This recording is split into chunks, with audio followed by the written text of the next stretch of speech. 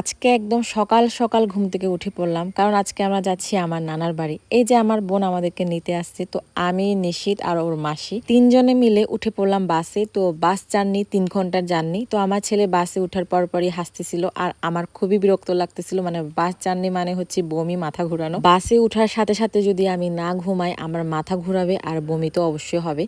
তো এই জন্য আমি বাসে উঠার সাথে সাথে ঘুমিয়ে পড়লাম, মানে মা ছেলে ঘুমাচ্ছিলাম।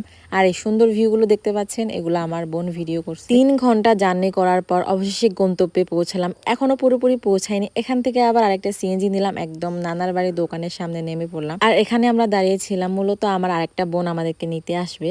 আর অনেকদিন পর আমার ছেলে এরকম সুন্দর পরিবেশ দেখে চারদিকে তাকাচ্ছিল। এই যে আমার বোন চলে আসছে, আর ওকে দেখে কিন্তু নিশিত প্রথমে চিনতে পারে নাই। আমার ছেলের বয়স যখন মাত্র 2 দিন, তখন থেকে ওর মাসি আসছিল ওকে দেখাশোনা করতে। এরপরে পুরা 3 মাস ছিল, তারপর আবার মাঝখানে নানার বাড়ি চলে আসছে। এরপর যখন নিশিতের বয়স 4 মাস হলো, তখন আমরা একবার ঘুরে গেছিলাম নানা বাড়ি থেকে, তখন ওদের দেখা হয়েছিল। এরপর আবারও 4 মাস পর দেখা। আমার ছেলে এখন 1 বছর পূর্ণ হলো। তো ওর জন্মদিনেও যেতে পারে না, কিন্তু জন্মদিন শেষে ওর আবদার ছিল যে এখানে অবশ্যই আসতে হবে, এই জন্য আসা। এরপর আমরা সুন্দর সুন্দর ভিউ দেখতে দেখতে নানার বাড়ি চলে আসলাম। তো আমার ছেলে নানা নানিকে দেখে তাকাচ্ছিল, একবার নানার দিকে একবার নানির দিকে, এরপর আমার দিকে তাকাচ্ছিল। মানে ও পুরোপুরি জায়গাটা এখনো নতুন ওর জন্য।